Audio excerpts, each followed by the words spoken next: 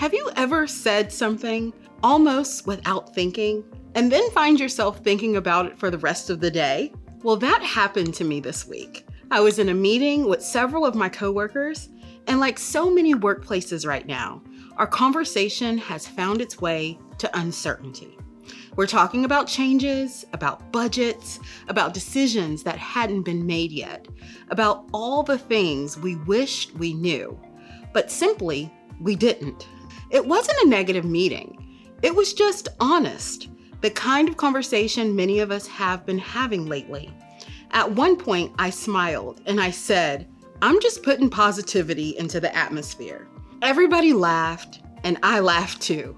The meeting continued, and honestly, I didn't think much more about it until later that afternoon. I was driving home, and for some reason, those words came back to me. I'm just putting positivity into the atmosphere. And I caught myself thinking, maybe that's actually what I was trying to do. Not ignore reality, not pretend that everything was okay. Just contribute something helpful. That thought stayed with me because there are so many things happening around us that we can't control. Organizational changes, leadership decisions, economic uncertainty, the unexpected twists that seem to show up just when we think that we've found our footing. Sometimes it feels like we're spending so much energy trying to predict what's coming next that we forget to ask a much simpler question. What am I bringing into today? 3, 2, 1, yeah!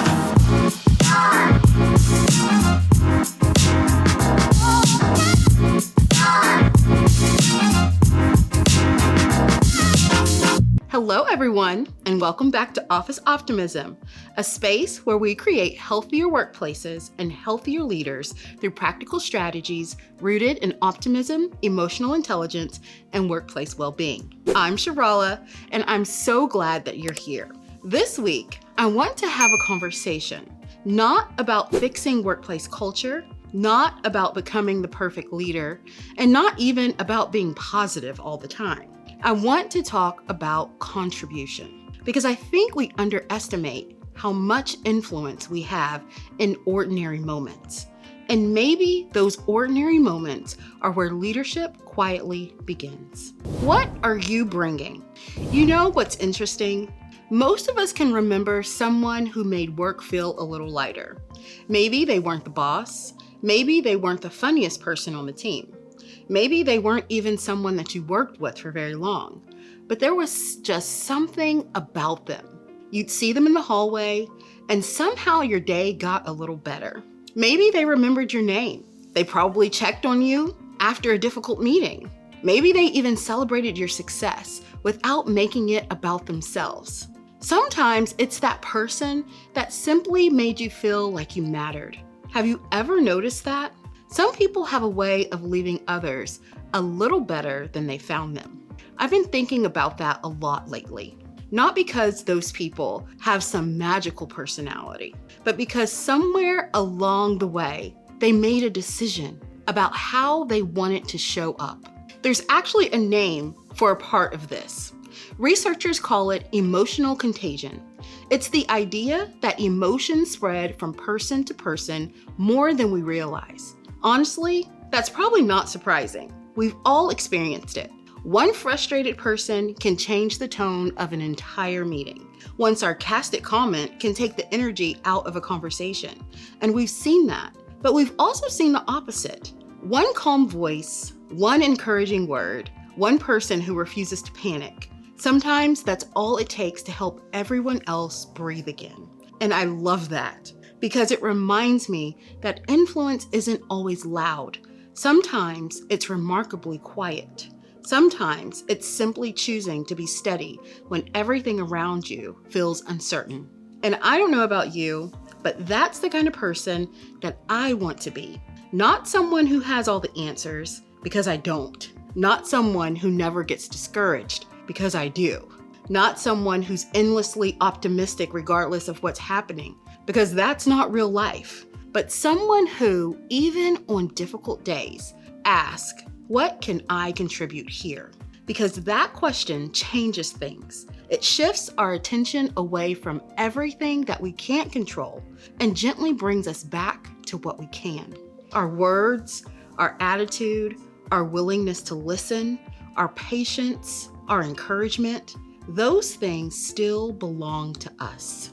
Every interaction leaves something behind. There's a phrase that's been following me around all week. I didn't sit down intending to write it. It almost just found me. And the more I thought about it, the more it seemed to explain everything that we've been talking about. It's simply this: every interaction leaves something behind. Think about that.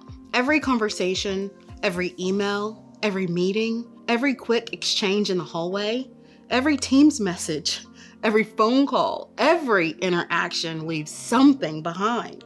Maybe it leaves somebody feeling valued. Maybe it leaves someone feeling dismissed. Hopefully, it leaves clarity, but maybe it brings confusion, maybe hope, possibly discouragement. But rarely do we walk away from another human being without leaving something. And the beautiful part is that most days we get to choose what that something will be. I wonder if that's how culture is actually built.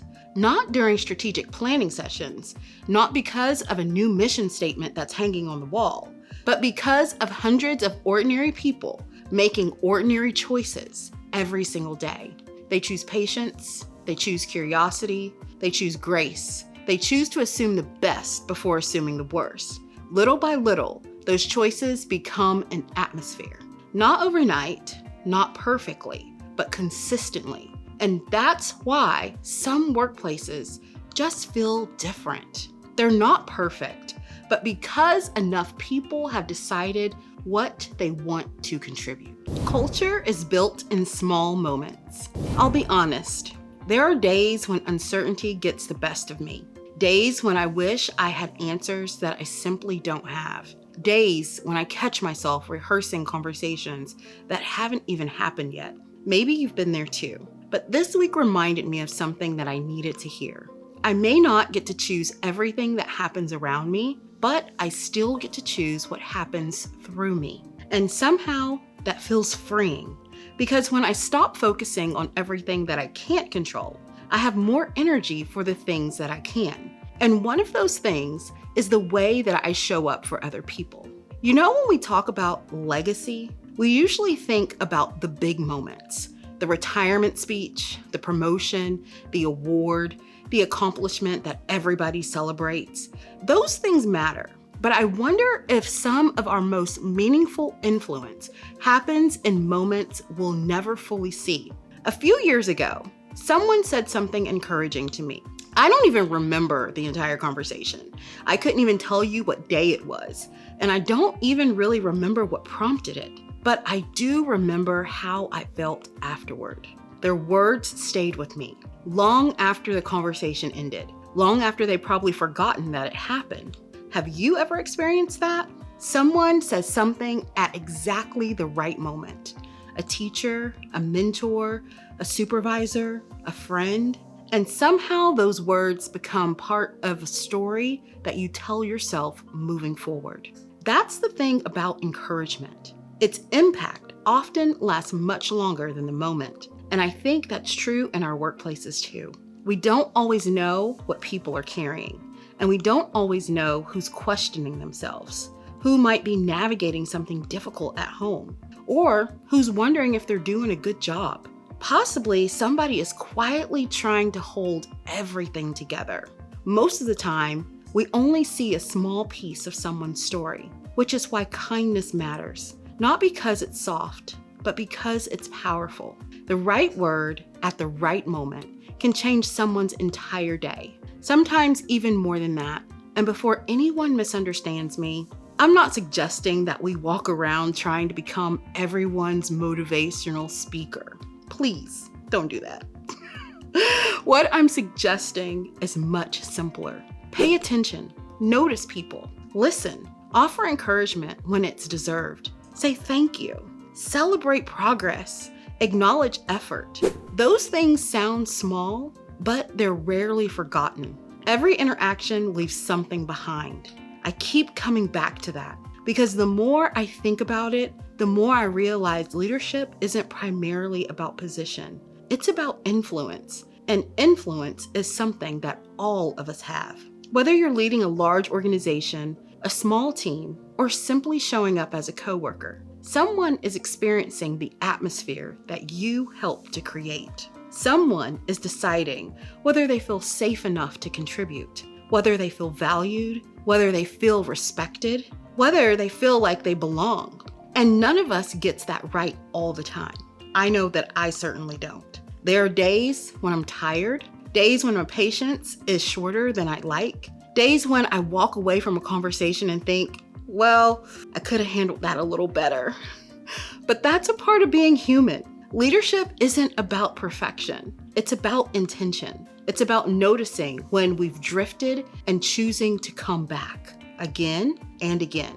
And maybe that's what growth looks like. Not becoming a completely different person, just becoming more intentional about the person we're already becoming. Choose your contribution. As I thought about that meeting this week, I realized something. When I said, I'm just putting positivity into the atmosphere, what I really meant was this. I want to be a part of the solution, not because I have all the answers, but because I have a choice about what I contribute. And honestly, I think that's a question worth asking more, not just at work, everywhere. What am I contributing to this conversation? What am I contributing to this team? What am I contributing to this relationship? What am I contributing to this moment? Because whether we realize it or not, we are always contributing something. The question is whether we're doing it intentionally. Here's your joyful point. As you begin your day this week, I want you to try something simple.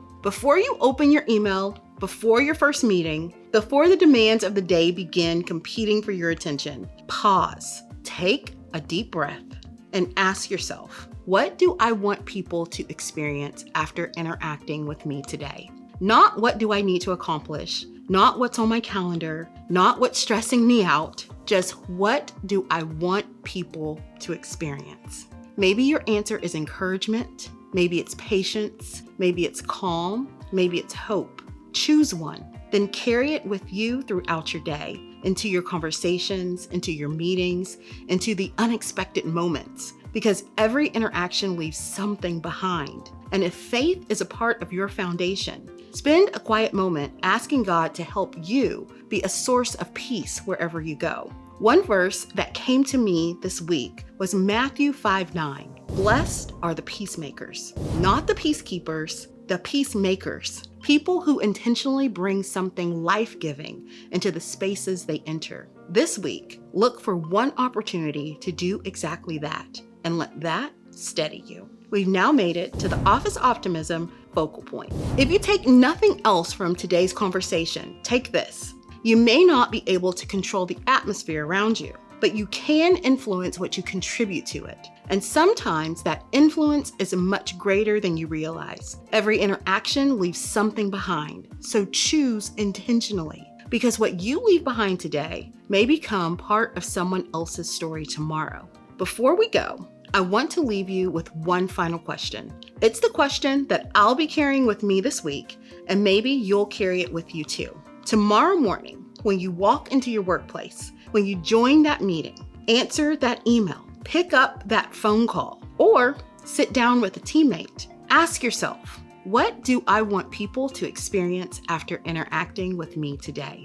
Not because you're trying to impress anyone, not because you're trying to be perfect, but because culture is built in moments like those. Ordinary moments, the kind that we usually overlook, the kind that quietly shape the places where we spend our time. You may not be able to control every decision. You may not be able to remove every uncertainty. And you may not be able to predict what's coming next. But you can choose what you contribute. And that choice matters more than you think. Thank you for spending this time with me. Until next week, keep encouraging, keep noticing, keep building the kind of workplace experience you hope others will have.